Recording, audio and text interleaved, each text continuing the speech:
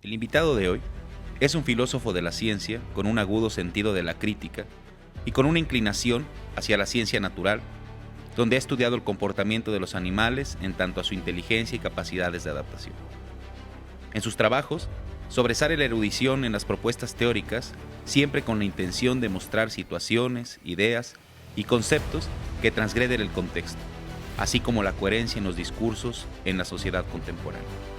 En su formación, destaca la vena psicológica, pero no por ello es ajeno a las ciencias exactas como son la física, la química y la biología. Por lo tanto, en sus diferentes presentaciones, apunta a visiones inter- y transdisciplinares donde son relevantes los cuestionamientos que realiza. En pocas palabras, es un filósofo con tesitura crítica que hace gala de un sobresaliente manejo de las propuestas epistémicas y los paradigmas. Hoy nos acompaña Rubén Darío Jiménez Rosado en Corderos y Leones, diálogos críticos en educación. Hola, sean bienvenidas y bienvenidos a este programa donde hablaremos principalmente de la crítica. El grupo en Estudios Sociales Críticos tiene el gusto de presentar esta línea de investigación donde a través de diferentes entrevistas vamos a construir, vamos a delinear, vamos a caracterizar en qué consiste la crítica en la educación, específicamente en la educación superior. Este programa lleva por nombre Corderos y Leones, diálogos críticos en educación. El día de hoy tenemos el gusto de contar con Rubén Darío Jiménez Rosado. Él, entre su trayectoria, es un filósofo de la ciencia que tiene diferentes trabajos en aspectos también de los animales, de la inteligencia, de la adaptación, pero hoy sobre todo queremos compartir con él, discutir con él, dialogar con él un poco la caracterización de la crítica desde los estudios organizacionales, desde la parte del estudio crítico y saber cómo incorporarlo a la educación. Rubén, ¿cómo estás? Bienvenido. ¿Qué tal? Muy bien, César. Muchas gracias por la invitación. Pues es un gusto tenerte en esta línea de investigación, como tú sabes.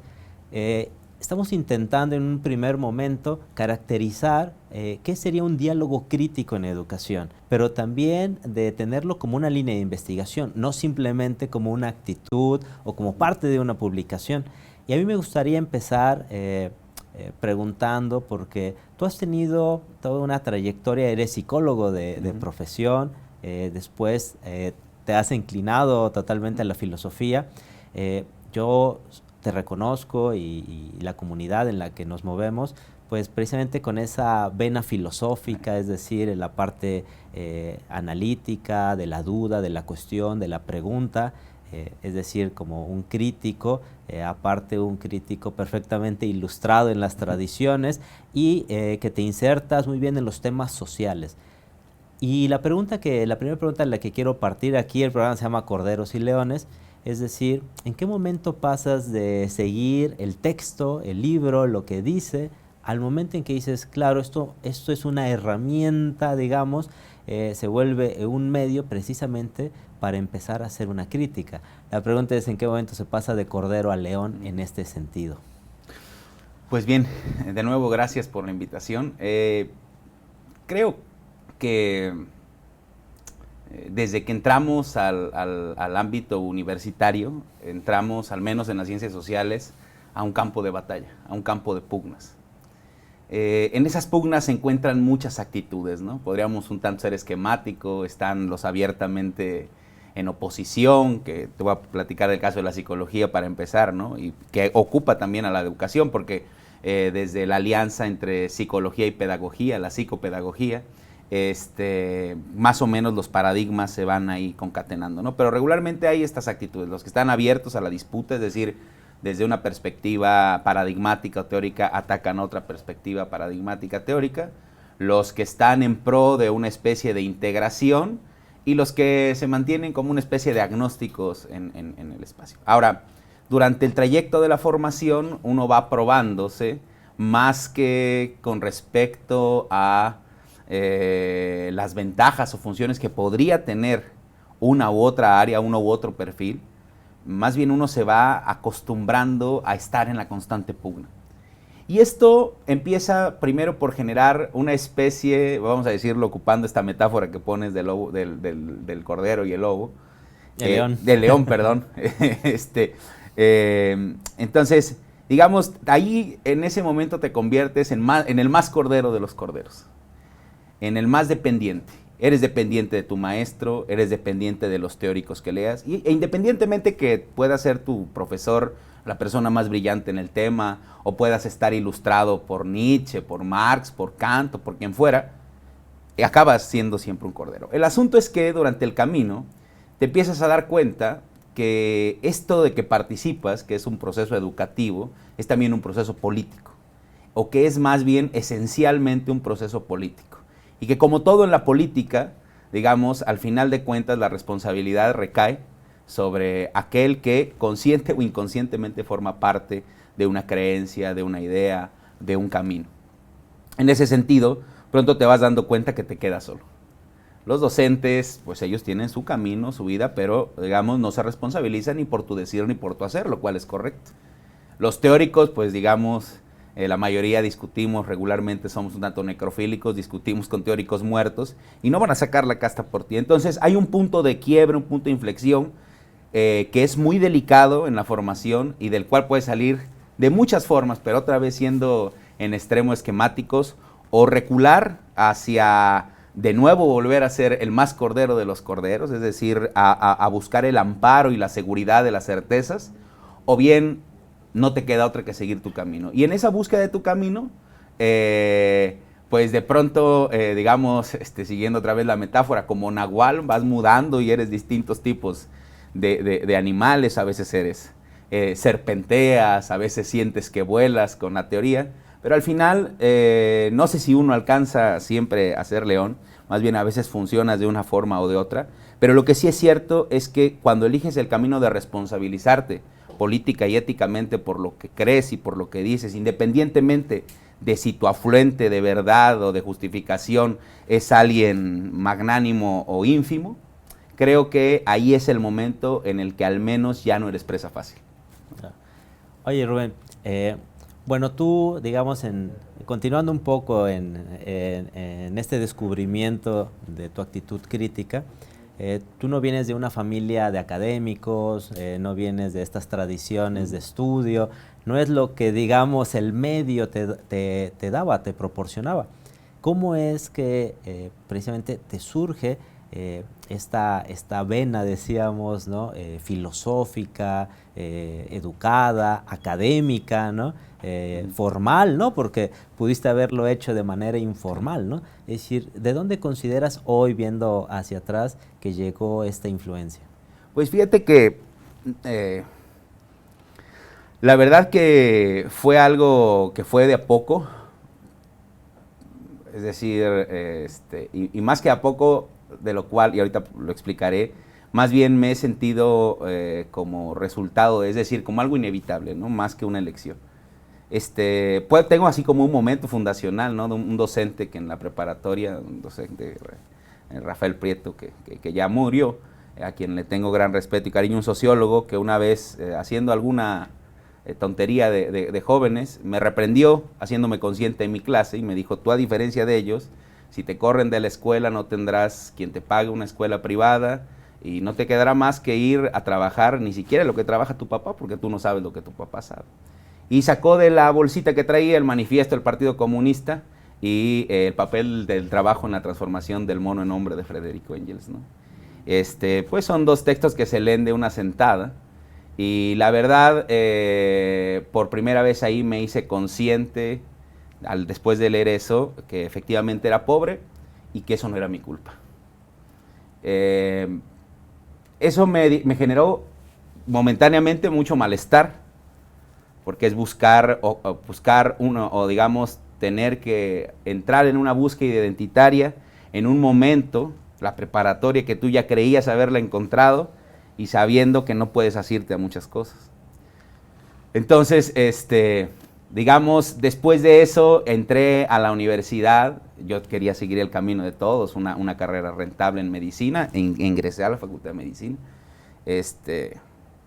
Y poco a poco, bueno, antes de eso estudié histopatología y embalsamamiento, y ahí la cercanía, el contacto cercano con la muerte, más que despertar mi interés por la parte biomédica, me despertó interés por la parte existencial, ¿no?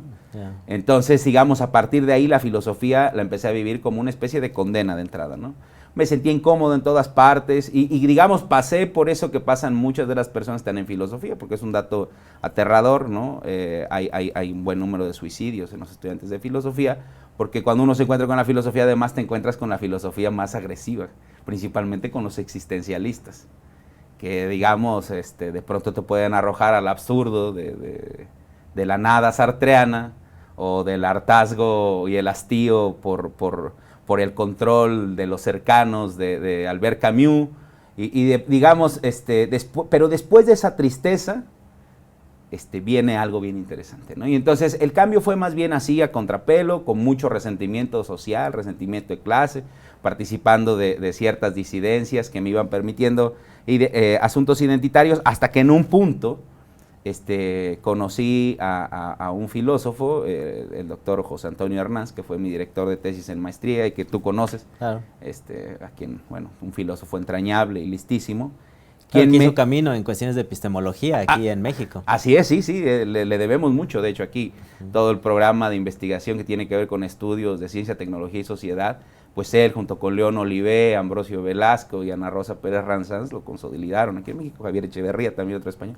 Entonces, y ahí conocí por primera vez a un filósofo de la academia y tengo que decirlo así, estéticamente me maravilla.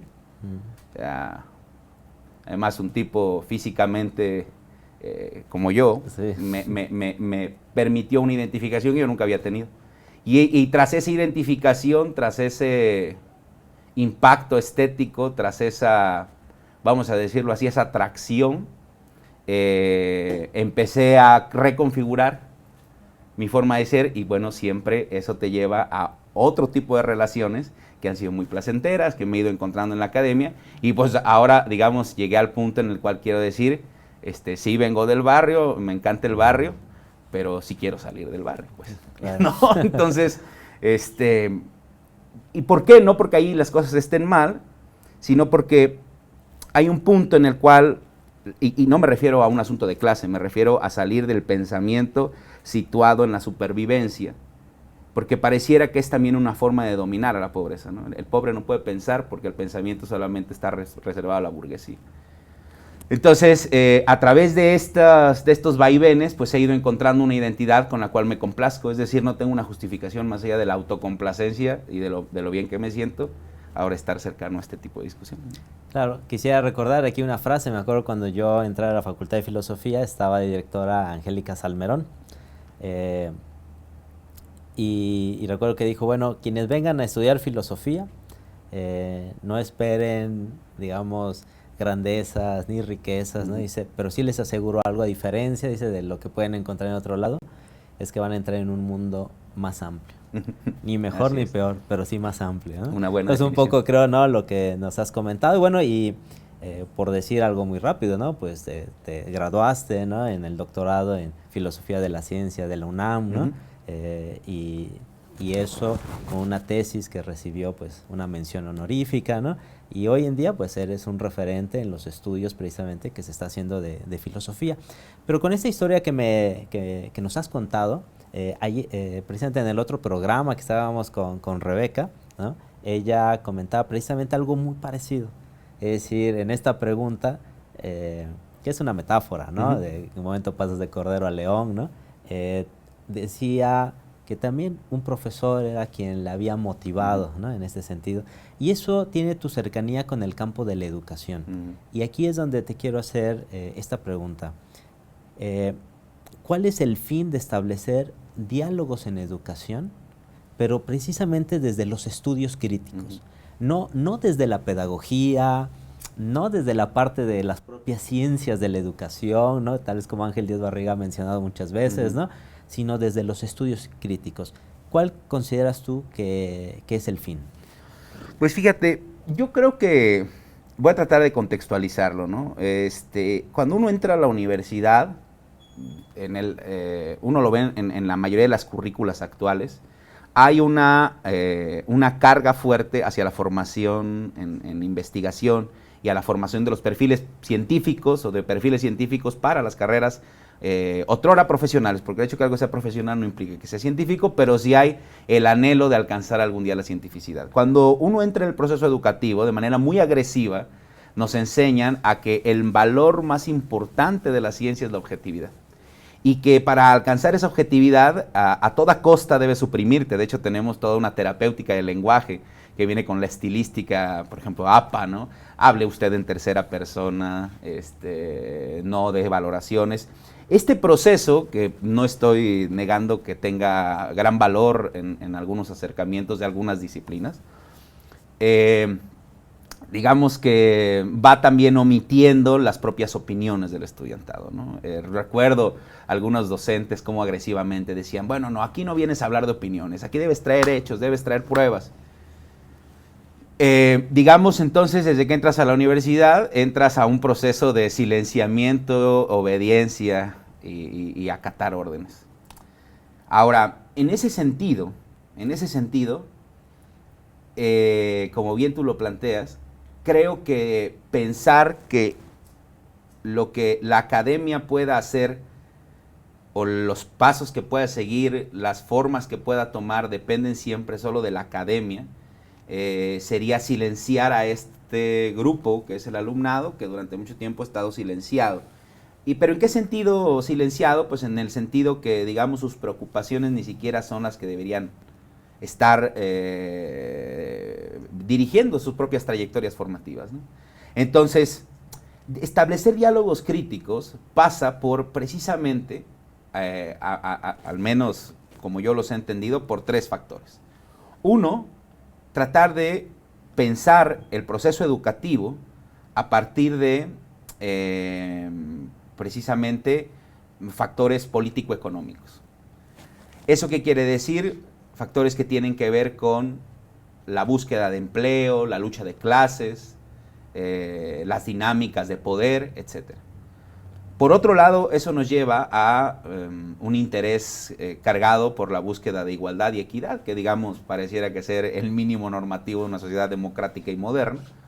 Y tercer lugar, y vamos, bueno, teniendo eso de cara, pues, habría que pensar de qué manera afrontarlo. Y por último, pues el asunto que tiene que ver con el cambio social, cómo se propulsan cambios sociales. Ahora, teniendo como ejemplo esto que decía yo, este silenciamiento, si nosotros, como un ejemplo, le metiéramos estos 3 factores y los ponemos a disposición del alumnado, el alumnado también se da cuenta de su poder y se da cuenta, porque ahora tiene un poder infantil, espurio, caprichoso, que es el poder del consumidor. Usted es el alumno, usted dirige, y que nosotros sabemos a cuántas nefastas consecuencias puede llevar, como también era el paradigma completamente contrario de décadas anteriores, usted es el docente y usted decide todo. No, más bien, estas perspectivas, al agregar estos 3 vectores de discusión, a mi parecer, permiten de entrada cuestionar estas viejas jerarquías, cuestionar a la tradición y con ello poder lograr ciertos agenciamientos sociales individuales de los roles que jugamos en el hecho educativo. Y en ese sentido, sin una perspectiva crítica, digamos, esos roles se pueden asumir porque siempre se han asumido, pero en ámbitos no necesariamente igualitarios, porque ¿quiénes los van a lograr? Volviendo a tu pregunta anterior, quizás quienes tuvieron una formación, quienes traen andado el camino, porque el individualismo nos alejó de eso, ¿no? Pero quienes vienen de 4 o 5 generaciones de estudiosos de la filosofía, pues por supuesto que tendrán más ventajas, pues. Ahora, ¿eso está bien o está mal? No, eso no habría ni siquiera por qué valorarlo moralmente. Qué bueno para la persona que esté en esa posición. Pero ¿de qué manera nosotros rompemos con esa inercia? Pues solamente a través de este nivel crítico. ¿Y por qué digo solamente?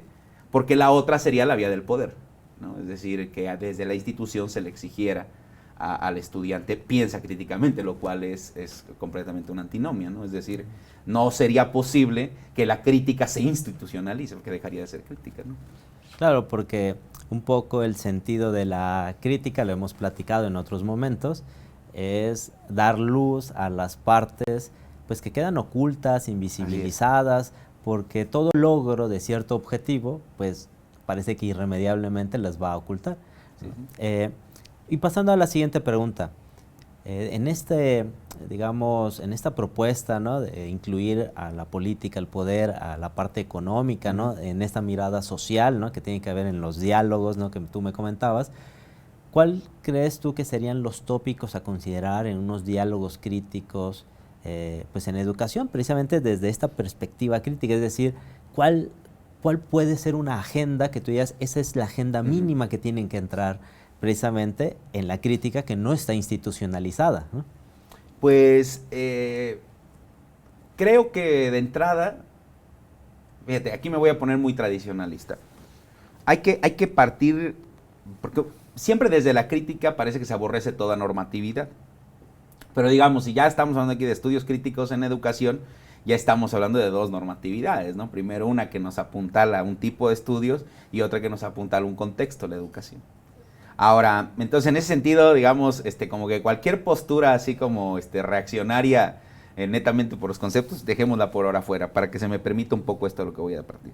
Yo creo que medianamente, como ya también lo hemos platicado, ¿no?, de la pedagogía hacia afuera, estas tres áreas que nos aporta la pedagogía, área curricular, área didáctica y área de evaluación, son las esferas que deben, y digamos, los tres aros de un nudo borromeico que deben estar en todo proceso educativo, en el cual si sacas uno se deshace el nudo y ya no tienes un hecho educativo, o un hecho pedagógico. Puede haber uno educativo, pero educativo inconsciente, vamos a decirlo así, pedagógico, en donde hay una acción deliberada por transformar las cosas.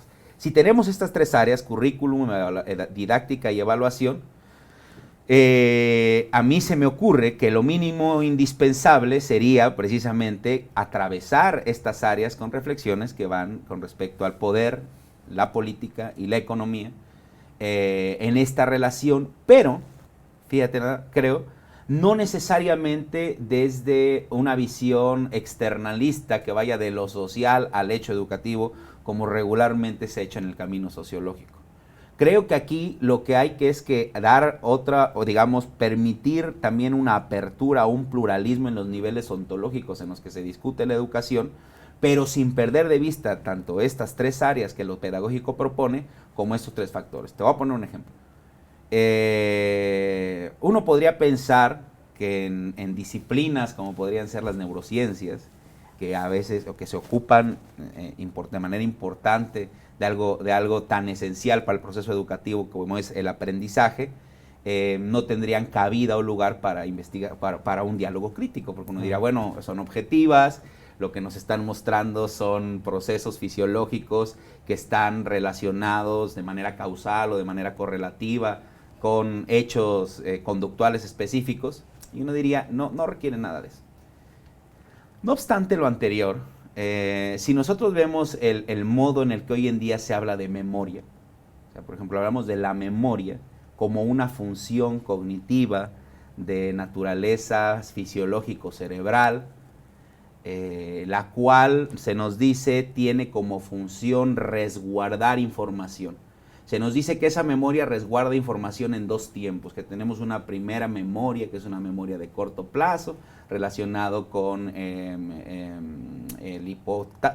hipocampo, en el lóbulo temporal, ¿no? Se nos dice que tenemos una memoria de largo plazo, la cual, digamos, hay un cambio. Estos modelos habrían sido imposibles antes de la cibernética, antes de los computadores que se desarrollan con esta idea de dos tipos de memoria. Pero todavía algo más importante, esto habría sido imposible sin un sistema capitalista que valora por sobre todo el resguardo de la información como un bien comercializable, y por lo tanto pensar que hay una especie de mecanismo superlativo que lo que busca es optimizar el tipo de información que adquiere y el tipo de información que pasa. Eso no lo podríamos pensar al margen del capitalismo. Pero todavía otra cuestión. Hubo ahí un paso que casi nadie se cuestiona. ¿Por qué dejamos de hablar de recuerdo y empezamos a hablar de la memoria? Es decir, dejamos de hablar de una acción, recordar, para empezar a hablar de una entidad, de una sustancia, de una cosa, que es la memoria, un sustantivo. Lo que los filósofos llaman, hicimos aquí una reificación, una cosificación, un proceso lo hicimos cosa. ¿Por qué? Porque si uno se pone a estudiar los trabajos sobre memoria, en su origen estaban muy relacionados con los estudios sobre inteligencia. Los estudios sobre inteligencia, particularmente los relacionados con el coeficiente intelectual, se desarrollan en el contexto de la Guerra Fría. Y bueno, ya venían desde el contexto de la Segunda Guerra Mundial y tratan de tener, digamos, una tábula rasa de ciertas actitudes, de ciertas posibilidades con respecto a los contextos que en ese momento se están teniendo. Entonces, ¿qué estoy diciendo? ¿Qué estoy tratando de decir? Toda disciplina, digamos, sea social o no, ese sería como, digamos, ese sería, fíjate, y esto eso es muy espinoso, pero eso sería como el dogma del crítico. En casi todo puedes encontrar que esto atraviesa. Es decir, digamos, ahí somos muy tradicionalistas, ¿no? Seguimos pensando que la relación entre microestructura y macroestructura es casi analógica, ¿no? Ahora, y en ese sentido, para terminar... Pero es dialógica. Pero es dialógica, exactamente, es dialógica. Claro. Y el asunto es que ese dialogismo nos hace que debemos estar abiertos al caso. Y digamos, ahí yo caracterizo en ese sentido los estudios críticos como una agenda pluralista que asume que por persistente que sea un fenómeno en la morfología que la encontremos, no puede tener un carácter normativo cuando hablemos de un hecho humano. Porque aquí está lo que siempre digo, ¿no? Es el dilema del inductivista, ¿no? De que ni 10 millones de cuervos negros son suficientes para decir todos los cuervos son negros, pero uno solo que no sea negro es suficiente para decir que no todos los cuervos son negros. Y en ese sentido, los estudios críticos en educación, al considerar estos tres procesos pedagógicos, desde las tres aristas de los estudios críticos, asumen ese inductivismo y ese pluralismo que se lanza a la caza, vamos a decirlo así, digo, para seguir con la metáfora de los lobos, y del cazador y el león, perdón, el león los corderos y el leones. Para irse más bien como a la caza de esos factores que están ahí, y como tú decías, develarlo un poco. Por eso prácticamente el maridaje que hubo principalmente en Francia durante los años 60, bueno, que venían desde los años 50, pero durante los años 60 y 70, entre marxismo y freudismo, claro, pues se va a dar precisamente en torno a esta idea, hacer consciente lo inconsciente, develar estructuras que te están latentes y están propulsando una serie de procesos sociales que nos meten en eso que Paul Ricoeur llamó escuela de la sospecha, ¿no? O sea, digamos, el crítico en ese sentido, podríamos decir, es alguien que sospecha. Claro. ¿Sospecha qué? Pues sospecha que no le están diciendo la verdad. Y sospecha que no le están diciendo la verdad por una razón, porque no se puede decir la verdad, ¿no? Eso sería lo que... Claro. Fíjate que en esta parte me gustaría reafirmar esta idea. Algún tiempo estuve haciendo una investigación en el Instituto de Inteligencia Artificial y yo me acuerdo que en ese momento la política didáctica, fíjate nada más lo que estoy diciendo, la política de la didáctica era no ocupar software de paga, o sea, software comercial, era ocupar el software libre, en la filosofía del software libre, fíjate nada más, ¿no? Sí, sí. De una política a una filosofía, ¿no? En el sentido de que todo se podía, digamos, elaborar en el software libre, pero claro, te implicaba conocer un poco, permíteme la expresión, las entrañas del programa. Y no solo era, ¿no?, ir y darle, digamos, el enter, ¿no?, que se daba, porque si algo caracteriza al software de mercado, pues es la interfaz, ¿no?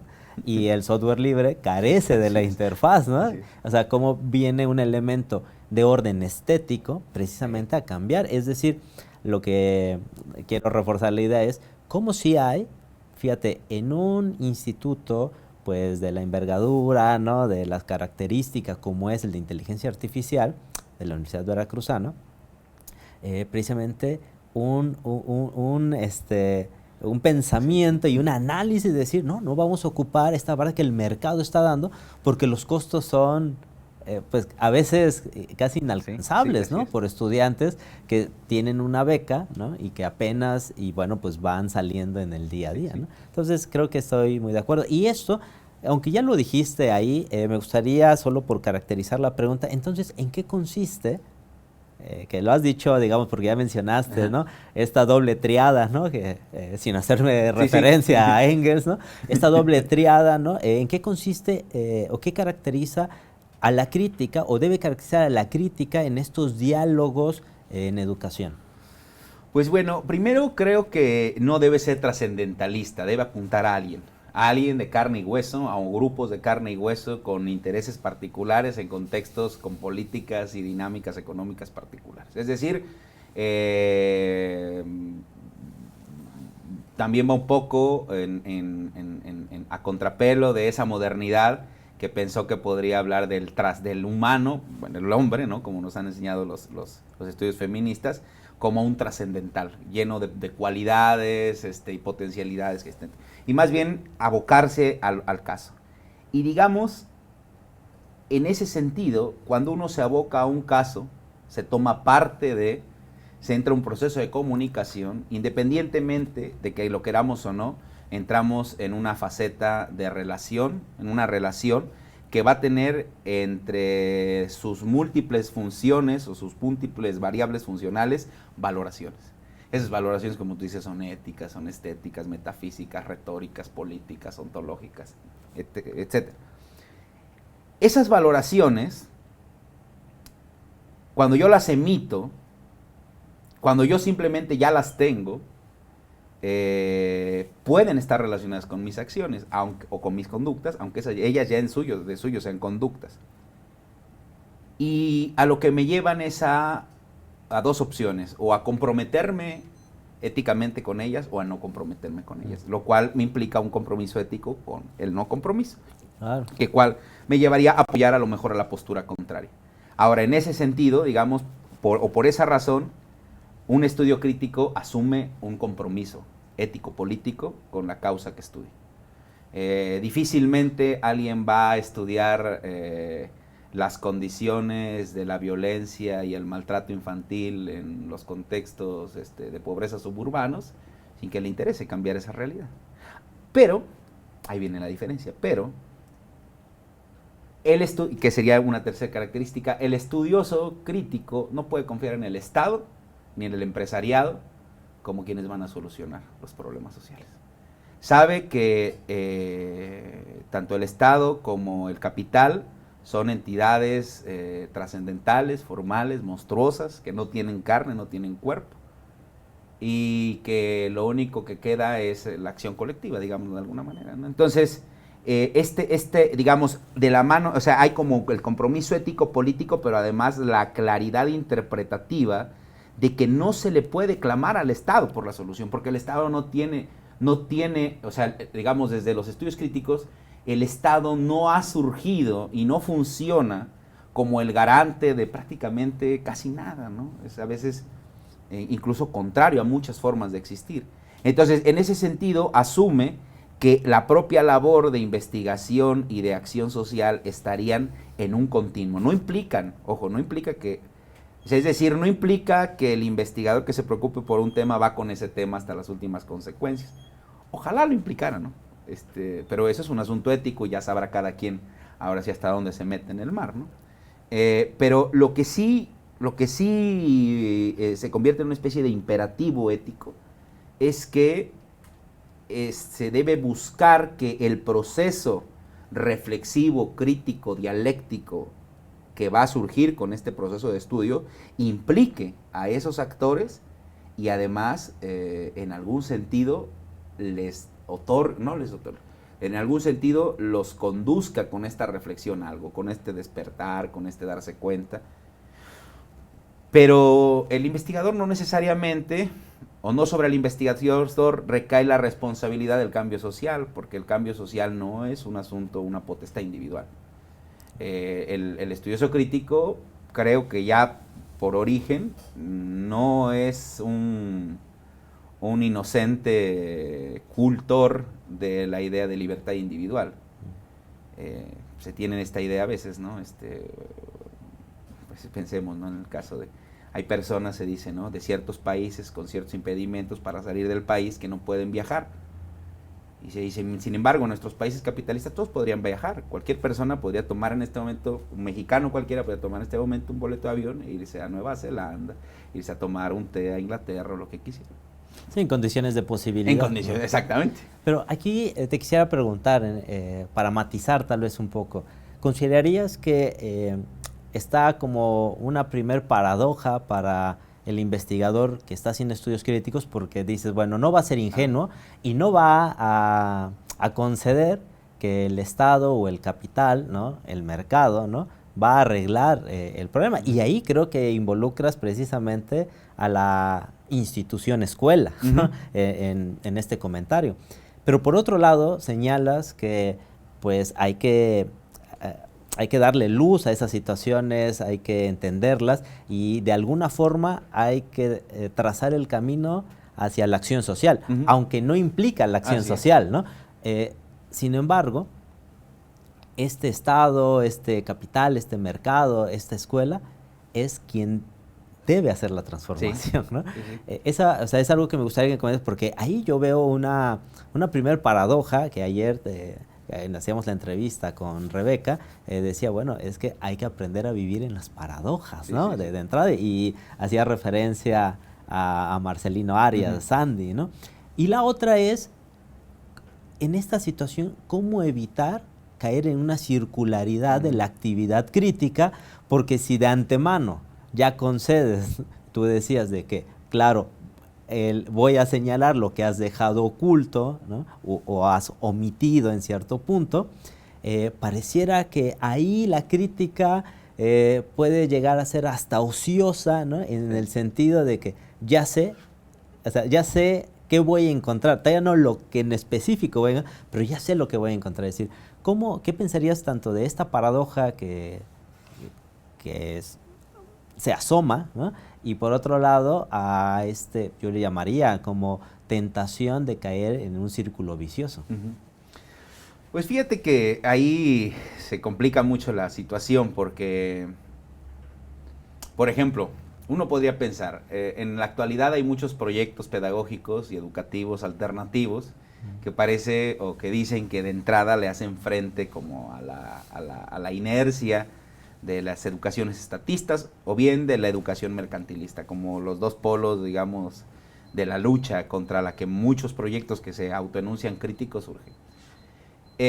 Lo primero que se les podría reprochar es eso, bueno, pero es que estos esfuerzos, por loables y maravillosos que sean en su particularidad, pues son poco comprensivos en el sentido numérico, ¿no? Y entonces, otra vez viene ahí el Estado como la necesidad, hasta que el Estado no haga algo por integrarlos y demás.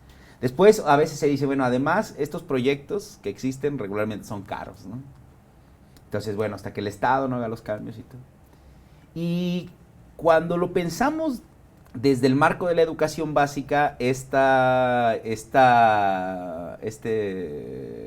pretexto o este problema que encontramos de entrada y sobre el que ya después casi ni avanzamos, porque pues es un gran problema, es que la educación básica, que es la que regularmente nos sirve de ejemplo y nos ha servido de campo de batalla, porque, digamos, regularmente el campo de batalla es la educación básica en el sentido, fíjate, porque todos los niveles han disputado, pero la educación básica en el sentido de la relación educación-Estado.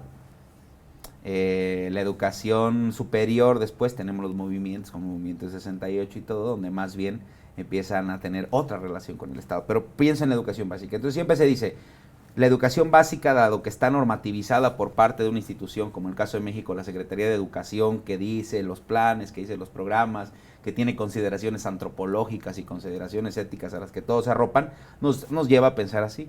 Pero si pensamos, por ejemplo, en el ámbito de la educación superior, donde no existen esas instituciones, si lo pensamos, todavía vamos a contextualizarlo más en el caso de las universidades públicas de un país como el nuestro, donde también abunda la burocracia, la disfuncionalidad en general, pues podemos darnos cuenta que no tenemos esos marcos normativos de ni marcos de ningún tipo más allá de los burocráticos.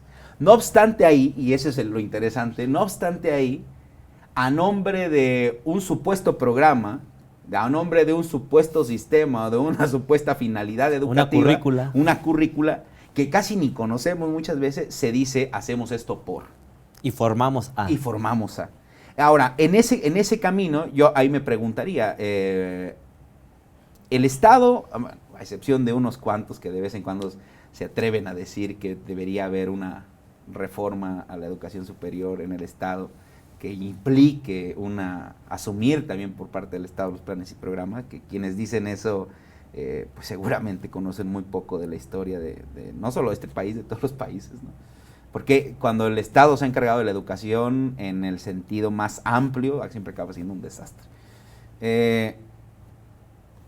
Y me refiero al Estado como organismo centralizado, porque lo que tenemos aquí, esta figura de la autonomía de las universidades, pues son estatales, pero son descentralizadas, lo cual implica la libertad de cátedra e implica esta posibilidad de que se vayan constituyendo vías formativas. Ahora, ahí, donde ya no hay nadie que empiece que tenga este papel normativo, sobre el docente recae muchas cuestiones, porque tú decías ahora que la doctora Rebeca también refería a un maestro. De hecho, eso no lo podríamos ya no solo acotar a nuestra formación básica, sino en todo momento. Es decir, lo que hizo que a lo mejor tú y yo fuéramos investigadores fue la bondad de algún docente, el ejemplo. El ejemplo que estuvimos siguiendo, pero que además nos apoyaron, que seguramente... Ahora, eso regularmente se hace poco en la universidad, pero sí podemos ver una gran diferencia entre el estudiante que escogió esa trayectoria individualizada, reflexiva, y el que podríamos llamar el estudiante de montón, claro, que solo asistía a su clase, se iba a su casa, asistía a su clase, se iba a su casa, no formó parte de grupos de lectura, no formaba parte de, o no se acercó a algún investigador o algún docente, no iba a congresos, todo este tipo de cuestiones. Y esta diferencia yo creo que nos debe servir de modelo para eso. Porque, es decir, a diferencia de la educación básica, a mí me interesa hablar de educación superior. Yo no sé cómo se solucionan en la básica. Tengo algunas preguntas, algunos planteamientos, pero quizás son muy, muy vagos. Pero creo que en la educación superior, este plano en el que nos movemos, implica que sobre el docente puede caer la responsabilidad, digamos, hasta donde él quiera. Claro, digamos, nadie llega, o no necesariamente hay que llegar a una especie de educación altruística insana, en el cual sea todo dar y nada recibir, ¿no? Pero sí que una buena dosis de altruismo es necesaria en los procesos pedagógicos en educación superior, y uno debería partir por esa idea. La profesión no va a hacer nada por el estudiante, el Estado no va a hacer nada por el estudiante, de hecho parece que tiene que estar en conflicto con el Estado desde que sale. Entonces, y habrá algunos recursos por ahí, algunas becas, etcétera, que le ayudarán, pero no serán. Entonces, en la medida en la que uno quiera participar en un diálogo de uno a uno, de igualdad con el estudiantado, se pueden hacer las transformaciones que nos eviten caer en esa circularidad. Decía Adolfo García de la Sierra, y creo que con toda razón, que muchas veces el gran problema del revolucionario es que ontológicamente se realiza en la revolución, y cuando sale de ese contexto de revolución quiere mantenerse y volver, ¿no? Y decir, seguimos en la revolución. Claro, de alguna manera, digamos, siempre la utopía funciona como en ese sentido, siempre estamos en una constante revolución, pero en toda revolución no todo es batalla, pugna, lucha. Quiero entender aquí que la singularidad sería un camino para evitar la circularidad, ¿no? Así es. Y que más bien habría que vivir la paradoja y adentrarse en ella. Así y es. En esa parte es donde vamos a medianamente, ¿no? Lograr investigar. Así ¿no? es. Fíjate, esto rápido, es que esto que lo mencionas tal como lo mencionas, digamos, es un planteamiento propio del de Hannah Arendt, ¿no? Hannah Arendt dice, la indiferencia es el mal. Ya, claro. O sea, el mal es ahí donde todos son lo mismo. Sí. Y el asunto es que el dispositivo del profesorado en educación superior, al menos de nuestro país, en el nivel público y mucho en el privado, es precisamente ese dispositivo malicioso de indiferencia hacia el estudiantado. ¿Qué significa indiferente? Tratarlos a todos como lo mismo. Pensar en una tabula rasa del estudiantado, que además de falsa y mediocre, tiene amplias consecuencias políticas, ¿no? Porque se piensa que el hecho de que hay un criterio de selección del estudiantado, eso los iguala, ¿no? No es así. Claro, y quisiera destacar porque también Hannah Arendt cuando hace su investigación de cómo empiezan los padres fundadores en Estados Unidos, destaca una organización muy importante que es la del Consejo Ciudadano, que no tenían, digamos, un poder de facto, pero sí eran considerados precisamente cada vez que, voy a decirlo así, que el Estado fallaba, eran quienes señalaban lo que se había fallado. Sí. ¿no? Entonces, bueno, alternativas hay, sí, ¿no? Oye, quiero pasar a esta siguiente pregunta. ¿Qué perspectivas en este sentido de lo que has comentado, qué perspectivas teóricas consideras que se deben asumir pues como referentes, ¿no? Precisamente para entablar los diálogos pues críticos en educación? ¿Cuáles serían, desde tu perspectiva, estas fuentes, corrientes, ¿no?, teóricas que podrían precisamente abonar a mantener, digamos, quiero llamarlo como herencia del estudio crítico en unos diálogos que se mantienen en los temas de educación? Pues fíjate, primero quisiera hablar de la actitud y después ya por ahí tal cual de lo que yo considero que sería como básico, ¿no? Primero, una actitud que es lo que podríamos llamar una actitud no militante, que implica quitarle el tono propagandístico que comúnmente tenemos en nuestros diálogos cotidianos a casi todos los temas. ¿A qué me refiero? Cuando uno es estudiante debería tener una muy buena dosis de apertura hacia la diferencia, que implique, si a mí me gusta esto, en lugar de abstraerme a solo leer esto, hay que tratar de entender a todos aquellos que no les gusta esto. Pero no digamos siempre desde esta postura, digamos, de superioridad en la que quien no piensa como yo es idiota o quien no piensa como yo es mi enemigo, no, sino más bien tratar de dar razón, o sea, ¿por qué esta persona está tan en contra de esto que yo pienso? Solamente en la medida que nos abramos, y fíjate que ahí ahí tú sabrás más que yo, tienes más experiencia en esto, pero esto es como una especie de visión casi hasta como deportiva de las cosas, ¿no? Es decir, uno lo ve, es que claro, pues es que viene de donde mismo, uno lo ve ya en la academia, ¿no?, clásica, o uno puede ver en el ejercicio de Sócrates tal como nos lo pinta Platón. Parece que constantemente es como un entrenamiento, es decir, estos diálogos en los que Platón ahí Sócrates de la nada ahí por allá saltaba a cualquier persona y le preguntaba cosas sobre Dios, la verdad, el bien, no tenía ningún fin, es decir, no era que después de que ya dijeran qué es la verdad, entonces eso iban a creer todos los atenienses que era la verdad, como ahora le exigimos a la ciencia y a la filosofía, ¿no? Sino más bien eran ejercicios, en el sentido más amplio de la palabra, y en tanto ejercicios, ¿no? Digamos, y funcionaban. No obstante, ya también, ¿verdad? Ahí en los clásicos está el famosísimo Milón de Crotona, que a esos ejercicios les da una sistematicidad con su principio de progresión, ¿no? Cuando dice, pues yo seré capaz de cargar un buey y llevarlo a la plaza, ¿no?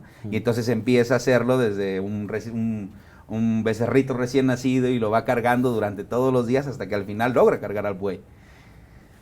Digamos, en ese sentido, yo creo que la educación universitaria debe ser una educación que primero asuma la continuidad que hay entre proceso educativo y sociedad. Es decir, no esta idea, ahora sí, en concordancia con un calificativo muy contemporáneo, ¿no?, esta idea tóxica de que la escuela por un lado y el mundo real por el otro lado, y aquí, no, sino más bien hay una continuidad.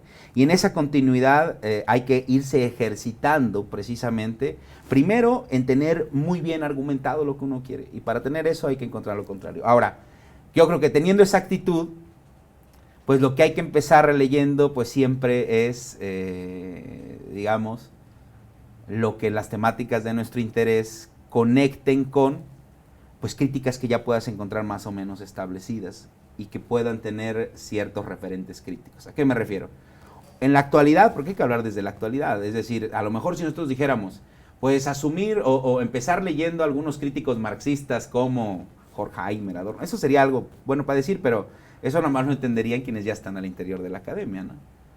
Más bien, podríamos ir de lo que la gente vive en la actualidad. O sea, en la actualidad se viven muchas disidencias sociales, ¿no? Están movimientos como los movimientos transgénero, los movimientos queer, los movimientos LGBT, los movimientos postcoloniales, los movimientos de los sin tierra, los veganos, los ecologistas. Los indignados, todos estos veganos, todos estos movimientos, la gente que digamos, no quería militar, pero desafortunadamente no le ha quedado de otra porque han matado a su hija o a su hijo y está desaparecido y tiene que formar parte de colectivos de búsqueda. Pero hoy lo que vemos, como dice Michel Maffesoli, es un mundo habitado por muchas tribus. tribus con incidencias políticas. La mayoría de personas tenemos alguna postura ante esas tribus. Algunos participamos de ellas de alguna manera u otra. Casi nadie, esto lo dice Chesterton, ¿no? Vivimos en una época de abundancia de ideales y de pocas ideas. Es decir, tenemos grandes ideales a los cuales nos amparamos, pero tienen un gran poder identitario y tienen un gran poder narcisista. La identidad fortalece al yo. Y un yo fuerte en un mundo marcado por las pugnas identitarias, pues es importante, ¿no? No es lo mismo ser el único a formar parte de un grupo de 10,000 y afrontar tus problemas siendo uno de 10,000 a siendo uno de uno, ¿no? Entonces, en ese sentido, a partir de esas disputas en lo que alguien participe, pues hay que tratar de buscar precisamente aquellas visiones que, otra vez, resalten la idea de poder, política y economía ahí y ver hacia dónde apuntan. Ahora sí, ya a nivel, creo que sí, digamos, de la tradición como tal, pues sí tenemos una trayectoria que yo lo podría decir así, pues va a surgir desde estos tres maestros de la sospecha, ¿no? Nietzsche, Marx y Freud, que han hecho nacer un mundo de ideas y de modos de transitar por el pensamiento de lo más vasto, ¿no? Aquí me gustaría, digamos, matizar tal vez, o que me ayudes a mí a matizar esta idea, que me parece muy interesante lo que estás comentando. Normalmente pensamos la teoría desde estos grandes exponentes, ¿no? De cómo funciona la sociedad. Pero tú has comentado en este momento que hay que, y así lo entendí, que hay que darle voz precisamente a los que están viviendo la teoría, a estos movimientos que precisamente están delineando y están denunciando esas caras, digamos, ocultas de la realidad, ¿no? O que se han querido ocultar por algún tipo de dominación, poder o situación específica, donde normalmente está involucrado el Estado, está involucrado el capital o el mercado está ejerciendo ciertas influencias, ¿no? Y una vez que logremos darles voz, precisamente es, a lo mejor ahora sí, venir, ¿no? A estos referentes, has dicho, pues Nietzsche, ¿no?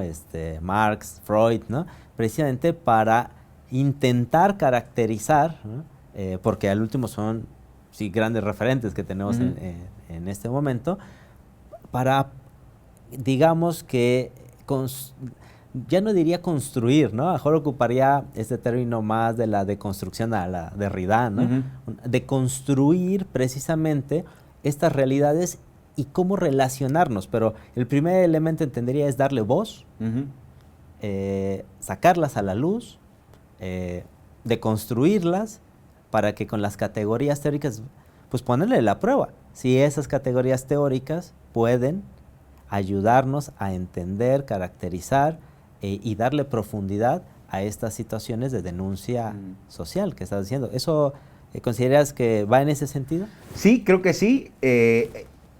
Considerando también algo como un factor transversal a estas consideraciones, que es que aquello que va a, digamos, porque además lo caracterizas muy bien, por ejemplo, lo vemos en los estudios críticos de la discapacidad, los estudios críticos del indigenistas y demás, regularmente dicen eso, ¿no? Ser la voz de los que no tienen voz, o darle voz a quien no tiene voz.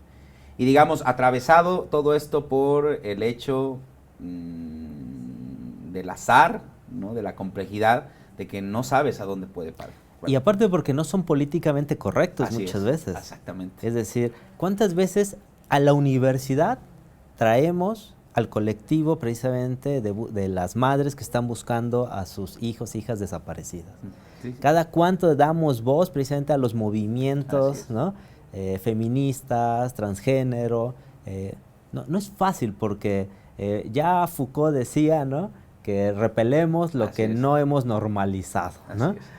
Entonces, creo que hay un elemento clave, pero en todo esto, y aunque ya lo has dibujado, ¿qué papel tiene y cómo se podría hablar de una metodología? Porque estamos construyendo una línea de investigación que muchas veces la crítica, si algo se le ha acusado, es que carece Sí. de una metodología. Que la crítica, por otro lado, encarnado en los autores, dice, pues es que eso no es un compromiso que a mí me asuma. Pero, forzando la pregunta en este sentido, ¿qué papel tendría y cómo pensarías el uso de una metodología en unos estudios críticos en educación? Fíjate, eso está bien interesante porque ahí digamos que sí voy como a extraer de un recurso intermedio que me remota a Wittgenstein, ¿no? Y creo que hay que primero ser exhaustivo con el modo en el que hablamos las cosas. Fíjate, es muy común que en los estudios críticos nosotros veamos, estén tapizados de lugares comunes que devienen como una especie de hoyos negros argumentativos, discursivos. Por ejemplo, es muy común que se diga, en este contexto capitalista, la lucha por la dignidad, no sé, por decir alguna cosa, deviene imposible. Y uno dice, bueno, ¿qué estamos entendiendo por este contexto capitalista? Y nunca se explicita, o si se explicita desde la formalidad. Capitalismo, entiéndase como un modelo y con un político económico que dice que el capital, bla, bla, bla. Y uno dice, bueno, es que ahí no estamos en ninguna manera siendo críticos, es decir, por eso decía yo, ser exhaustivo en el lenguaje, ¿qué estamos entendiendo? ¿Por qué? Y ahí viene ese requisito lingüístico, como es un requisito pragmático, nos lleva a la realidad. La única manera en la que yo puedo entender la significación, por ejemplo, de la violencia, pues sería hablar con las personas violentadas y las personas violentadoras. Porque fuera de eso, lo único que tengo son esas formalidades desde las cuales no se puede como casi aterrizar nada. Entonces, a nivel metodológico, yo creo que lo primero sería ese como requisito ético de ser exhaustivo con aquello que se quiere investigar. Y para ser exhaustivo con el lenguaje, entonces hay que buscar aclaraciones en el proceso. Y para ello, pues hay que dar voz a muchas personas. Entonces, fíjate, yo creo que es que el asunto es aquí cuando uno se retrotrae a eso y se quiere hacer la crítica desde el sillón. Desde el sillón en un sentido metafórico, claro que se está en el sillón buscando información. Claro, no ir a la fuente, digamos. A la fuente, ¿no? Yo creo que metodológicamente iría por ahí. Ahora, pero, ¿eso qué implica? Eso ya tiene implicaciones académicas.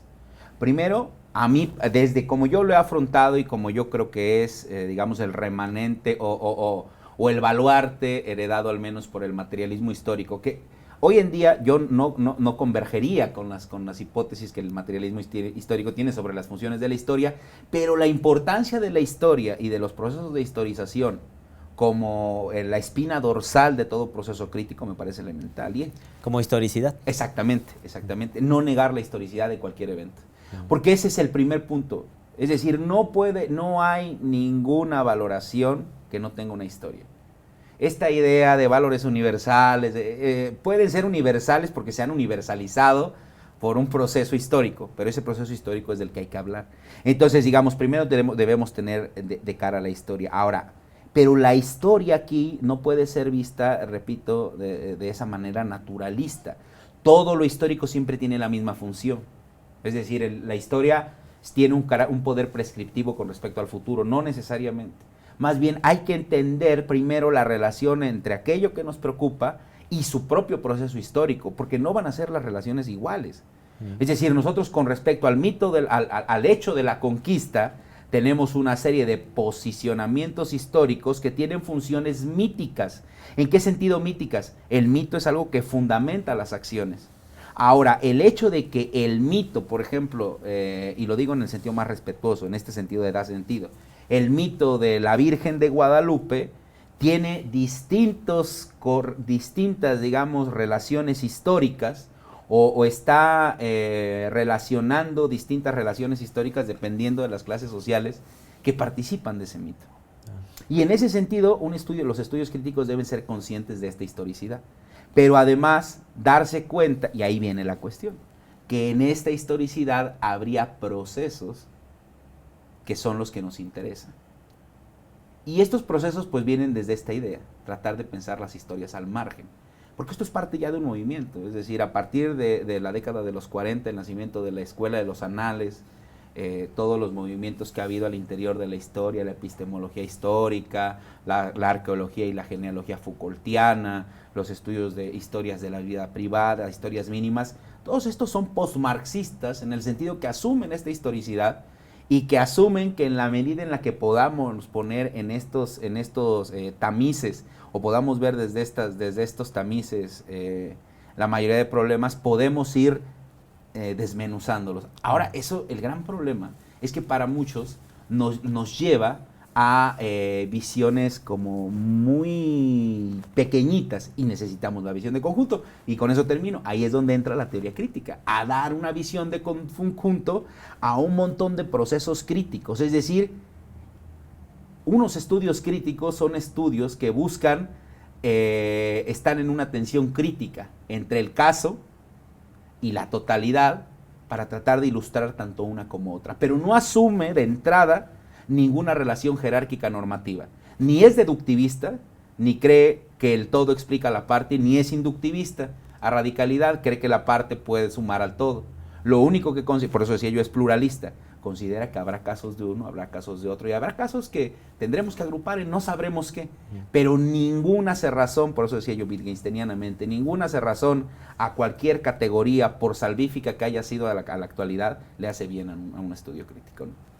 Claro, esto último que aportas me parece a destacar, es decir, la crítica entendida como la tensión entre el singular, que ya habíamos hablado, que es parte de un estudio crítico, pero también con el todo, ¿no? Así es. ¿Considerarías ahí, digamos, a la complejidad como un recurso al cual se pueda acudir? Porque la complejidad, pues de Morán ha sido, sí, digamos, elogiada en el sentido de, pues sí, de las relaciones que explica, ¿no? Que vienen más bien de estas ciencias pues naturales, ¿no? Pero por otro lado, ha sido bastante señalada por, digamos, que no establece de manera clara como una metodología, ya estamos hablando, eso por un lado, y por otro lado, para rematar este comentario, preguntarte si entonces, tú decías que teóricamente podríamos tener, ¿no?, a Nietzsche, a Marx, a Freud, ¿no? En la parte metodológica, por lo que has comentado, que atiende más a un tipo de etnometodología fenomenológica, ¿no? si cabe ahí la relación, más a la escuela francesa, es decir, Bourdieu, Foucault, sí, a ellos. Sí, lo creo, ¿no? Y por ejemplo, porque creo que ellos también, qué bueno que lo pones así, apuntan a otra forma, a ver, de complejidad. Fíjate, me gustaría aquí desarrollar la idea del propio Deleuze, ¿no? En el pliegue. Lo complejo es eso que tiene muchos pliegues, ¿no? Y pliegues que están en cierta comunicación. El asunto es que, digamos, al margen de la complejidad, solemos hacer del pliegue un mundo, ¿no? Ahora, pero la complejidad como proyecto metafísico asume que el sentido de las cosas está en lo complejo. Y a mí eso me genera problemas con la idea de complejidad moraniana. Pero me lleva más bien esta idea de Deleuze, más bien entender a lo complejo como aquello que tiene muchos pliegues, que en algunos sentidos pueden o de hecho están relacionados y que hay que ir descubriendo esas relaciones, y que para descubrir esas relaciones la única manera de hacerlo es ir en contra de las propias vías que esos pliegues han generado como las vías normativas. Porque este es el gran problema. Se nos dice, por ejemplo, seamos transdisciplinares.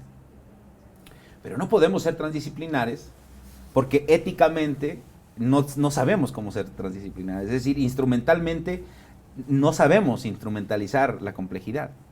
Ahora, estas complejidades a las que apuntan, por ejemplo, la escuela francesa, ¿no? Bourdieu, Deleuze, que además con sus heterogeneidades y sus pugnas y demás, pero repito, creo que atraviesan por esto, ¿no? Por el hecho de poner atención al proceso de constitución y asimilar que en ese proceso de constitución no podemos decir de antemano qué está y qué no está. Entonces, en ese sentido se convierte en complejo, en el sentido de que hay que ir abriendo pliegues, y cuando uno abre ciertos pliegues, esos pliegues, digamos, pueden también atraparnos. Claro. De ahí que, por ejemplo, Deleuze proponga algo que sería como una actitud ética, que sería devenir rizomático, O sea, en ningún lugar echar raíces, sino que haya como raízuelas que van, pero que también van explorando el terreno y que al final, digamos, si arrancas una parte, pues la que sigue, pero además que hay un proceso de comunicación entre las mismas, ¿no? Entonces, en ese sentido, a esa complejidad creo que sí sería como la parte ético-metodológica, ¿no? Claro. Podríamos hacer. Oye, Rubén, ya para terminar, ¿no?, en las preguntas, que también lo has dibujado, pero ¿por qué realizar diálogos en educación? Porque el diálogo en educación, que te comentaba al principio, pues puede asumir la postura pedagógica, solo la pedagógica, como abunda, ¿no? O podría asumir la postura desde las ciencias de la educación, pero ¿por qué hacer diálogos, si es que tú le encuentras un porqué, diálogos en educación, pero desde los estudios críticos? Pues creo que el asunto pasa porque la educación siempre se convierte en una especie de botín político. Se habla siempre en nombre de la educación. Casi no hay cualquier político, cualquier persona involucrada en los procesos políticos que no hable de educación. Se dice que la educación es la vía de construcción de ciudadanía, que la educación es la vía de constitución de conocimiento. A la educación le damos casi todo. Pero a la vez, cuando volteamos a ver en los hechos, pues vemos que la educación es un proceso burocrático y ahí hay un quiebre, y hay un rompimiento que debería primero un poco dejarnos perplejos y después un poco asquearnos y llevarnos a cierta acción, porque digamos, si esta sociedad le imputa todo a la educación, porque es una sociedad, tenemos una sociedad llena de reglas y normas populares que tienen un peso fuerte, ¿no? Decimos eso, ¿no? Los niños son la esperanza del futuro, tenemos a la infancia como algo intocable, pensamos por ejemplo, en los contextos latinoamericanos, a los docentes como una especie de cruzados en pro del Estado. O sea, parece que es la gran cosa. Y no porque no lo sean. Y no porque no lo sea. Sino porque se queda en el discurso, ¿no? Exactamente, a eso voy. Es la gran cosa a nivel discursivo, pero a nivel del manejo institucional no es nada de eso. Entonces uno dice, bueno, ¿por qué no? Y entonces, de entrada, lo primero que hay que hacer es eso, y creo que los estudios críticos permiten esa conexión, como ya decías tú hace rato, entre caso y el todo. Y digamos que todo podría ser mil cosas, y eso ya implica otras discusiones, pero lo que sí queda claro es que cuando uno empieza, creo que tú podrías estar de acuerdo conmigo en esto, ¿no? Cuando uno empieza a meter como esta cuña tanto crítica en los procesos, la primera reacción regularmente es molestia. Porque las personas cuando se sienten atacadas con respecto a estos ideales que comparten, creen que es un asunto personal. Y digamos, claro, la educación es un asunto personal en lo que tenga de personal, no en lo que tiene de impersonal, que son los proyectos que pueda tener el Estado. Además, en visiones como las visiones latinoamericanas, en los cuales pues, los estados están, digamos, en encargos políticos breves, que llevan a que, lo hemos visto en México, a que de un sexenio a otro se cambie por completo el modelo, Ante eso, uno debería pensar, nosotros actores del proceso educativo, docentes, administrativos, ¿de verdad debemos seguir teniendo ese patético papel de víctimas de un sistema político educativo en el cual si ahora nos dicen que este es el programa, vamos hacia ese programa y vamos hacia este otro, con todo lo dudoso de muchas de las constituciones, de las construcciones, perdón, de estas ideas? Pues creo que no. Entonces creo que es un asunto digamos, de ética mínima. Es un asunto de ética mínima. No podemos transitar, si tenemos un poco de conciencia social, de un poco de este tono crítico, no podemos seguir transitando en un ámbito discursivo tan impersonal y tan ¿cómo decir la palabra? Tan hueco, ¿no? En el cual además yo creo debe ser por un asunto muy personal. Yo en lo personal no me siento representado por esa idea que se tiene de la educación. De hecho, me parece que si nos acotamos a esa idea, yo no me gustaría dedicarme a esta labor, porque sería prácticamente la de, como dicen Bourdieu y Passerón, precisamente ser autorreproductores del Estado. Ser reproductores del status quo, ser reproductores de los sistemas tradicionalistas, ser reproductores de los sistemas de opresión. Claro, cuando se está encima de ese sistema de opresión, o se está abajo y se está en una visión, o en una existencia alienada, pues quizás no hay ni siquiera el lugar para la duda, pero eso es lo que busca aportar el estudio crítico, no soluciones, dudas, preguntas, asegúnes, incomodidades. Vocabulario, ¿no? Como tú decías. Exactamente. ¿No? Porque además es bien interesante. Sin ciertos vocabularios, pues uno no puede acceder a ciertos cotos de su propia experiencia. Sí. ¿No? Entonces, en esa medida, la existencia es como este juego que había de Age of Empires, ¿no? Sí. Empiezas con todo el campo oscurecido y de pronto, conforme vas ganando batallas, sí, el campo, y al final puedes ver el mapa, ¿no? Entonces, claro, creo que así, claro, aquí nunca se llega al final. El final es la iluminación que está previa a la muerte, y ese final siempre apunta a cosas que parecen sí ser el todo, pero ser muy mínimas, lo cual nos lleva a un montón de paradojas existenciales y interesantes, pero eso es lo importante. Todo proyecto académico, ético, político, si no te interpela a nivel personal, no vale la pena. Y eso es el crítico no es un moralista, no es que llame a todos a que agoten el capitalismo, a que salgan a la calle. Lo único que dicen es, sé consciente de lo que haces, vamos a decirlo en la sentencia de Goethe, atrévete a ser como eres, y hacerlo con todo lo que conlleva. Lo que no se vale aquí es andar, digamos, pensando que eres una cosa que no eres. Digamos, ese sería el principio, ¿no? Que quien lo haga o no lo haga, aparte la filosofía, afortunadamente, porque si no sería otra cosa, no tiene ningún interés, ni la ciencia en general, en ser policía de aquello que busca normar. Si usted lo quiere, bien. Ahí yo soy jadotiano en ese sentido. La filosofía, y yo diría también la ciencia, es un ejercicio espiritual. Si tú asumes esa normatividad como tuya, pues adelante, ya tú formarás parte del juego. Aquí no va a haber una policía de la ciencia, ni policía de la verdad, ni del conocimiento que venga y que haga eso. Ni siquiera se lo podemos pedir al Estado, imagínate que le pidiéramos eso, ¿no?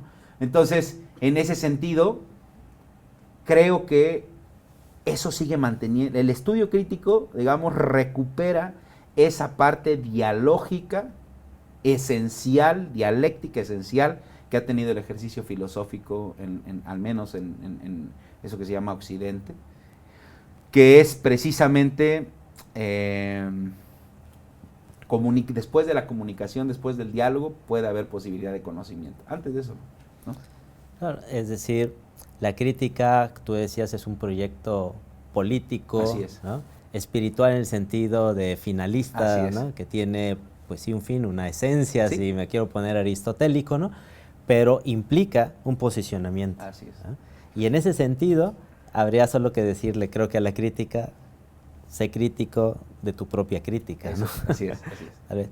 Oye, Rubén, pues bien interesante precisamente este diálogo. Pues mira, en la parte final es un juego de palabras, ¿no? Te voy a mencionar unas palabras y te voy a decir qué te significan, ¿ok? La primera, educación. Esperanza, por mucho que se diga que no. Sociedad. Una promesa, la sociedad siempre es una promesa. Estamos en un conjunto de gente, pero que sea una sociedad, eso es un anhelo y hay que construirlo. Diálogo. La única salida. Crítica. Un modo de existir. Conocimiento. Llave a la libertad o droga narcotizante terrible. Muy bien. Excelente, Rubén. Pues te agradezco estar precisamente en este programa. Ha sido bastante enriquecedor. Pues agradecemos a todas y a todos que nos han acompañado en este programa denominado Corderos y Leones, Diálogos Críticos en Educación. Hoy tuvimos en el programa al doctor en Filosofía de la Ciencia, a mi también estimado amigo Rubén Darío Jiménez Rosado. Sigan con nosotros en los siguientes programas y Saber para Trascender. Gracias.